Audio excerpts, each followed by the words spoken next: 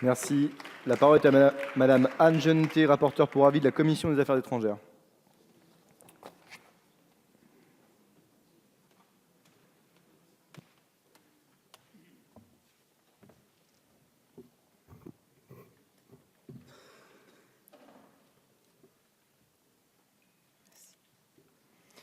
Monsieur le Président, Messieurs les ministres, Madame la Présidente, Monsieur le Président des commissions, Messieurs les rapporteurs spéciaux, Madame la rapporteure spéciale, Messieurs les rapporteurs pour avis, mes chers collègues, je voudrais rappeler ici tout d'abord l'appel de notre Président le 8 juin dernier, s'adressant aux chercheurs du monde entier. Il avait dit « Make our planet great again ». Cette phrase a marqué les esprits bien au-delà de nos frontières. Et en Asie où j'habite, un chauffeur de taxi me l'avait cité en exprimant son admiration pour notre pays et pour notre président. Ces propos m'avaient profondément touchée, car cela faisait des années que je n'en avais pas entendu d'aussi élogieux. Ce n'est pas un cas isolé. Les nombreux témoignages que j'ai reçus depuis de nos compatriotes à l'étranger me le confirment. La France est vraiment de retour. D'ailleurs, ceci est conforté par la remarquable première place de la France devant les États-Unis et la Grande-Bretagne, au classement mondial du soft power. Le soft power, pardonnez-moi cet anglicisme, désigne l'influence d'un pays dans le monde. Oui, mes chers collègues, la France est le pays le plus influent dans le monde aujourd'hui. Bien sûr, il y a un effet nouveau président de la République, mais c'est aussi à l'universalité de notre réseau que nous le devons. Car la France a fait le choix d'être présente partout dans le monde avec le 3e plus gros réseau diplomatique et consulaire. Cette universalité, elle est le fait de femmes et d'hommes dont je voudrais saluer ici le dévouement, la créativité et l'énergie, et qui n'ont de cesse que de nous faire exister dans le monde, qu'ils soient chaleureusement remerciés au nom de la nation entière. Car c'est grâce à eux que la France se maintient au plus haut niveau sur la scène internationale, et ceci en dépit de réductions drastiques de budget et d'effectifs. En effet, le ministère a contribué de façon majeure et exemplaire à l'effort nécessaire de réduction de la dépense publique. Aujourd'hui, le gouvernement a pris ses responsabilités en décidant de cesser les saignées. Après des années d'efforts constants et de défis répétés pour l'ensemble du personnel, nous avons là un budget 2018 stabilisé. Cela est encourageant, d'autant plus encourageant que le ministère de l'Europe et des Affaires étrangères a un tout petit budget pour un immense impact.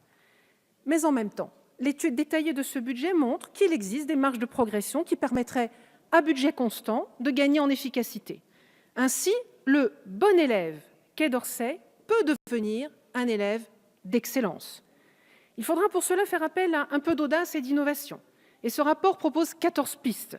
En voici 4. La première est de maintenir absolument l'universalité de notre réseau. Pour autant, universel ne signifie pas pléthorique. Et plutôt que de fermer les postes, le choix a été de réduire la taille de quelques-uns, en recentrant leur mission sur le cœur de la diplomatie, qui est la relation humaine. Ici, plus qu'ailleurs, je voudrais attirer l'attention sur le fait que le numérique doit rester un outil et en aucun cas un substitut. Les laptop ambassadors de nos amis britanniques n'ont aucune place dans la diplomatie française.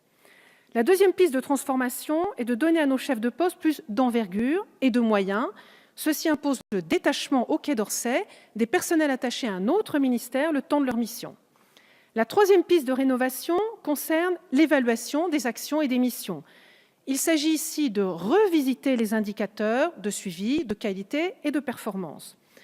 La quatrième piste de changement concerne le patrimoine immobilier.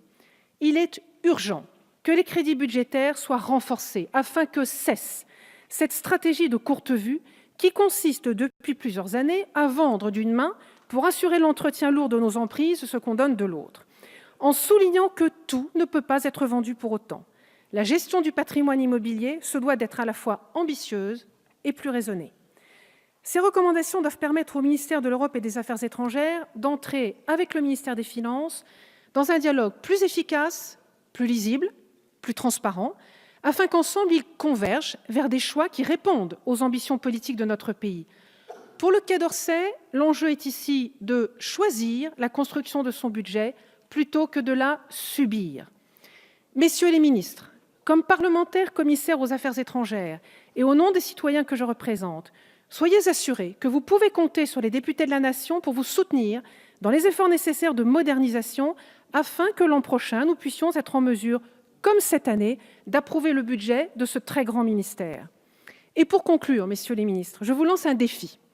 Compte tenu des enjeux pour la France, une opportunité unique sur la scène internationale et une ambition politique forte qui est la nôtre, ensemble, faisons en sorte que le budget du ministère de l'Europe et des Affaires étrangères soit, dès l'an prochain, un budget prioritaire. Je vous remercie. Merci. Avant de passer la parole à Monsieur Frédéric Petit, je vous informe que la clôture du premier tour du scrutin pour l'élection des 2 vice-présidents est annoncée dans l'enceinte du Palais. Le résultat du scrutin sera proclamé à l'issue du dépouillement.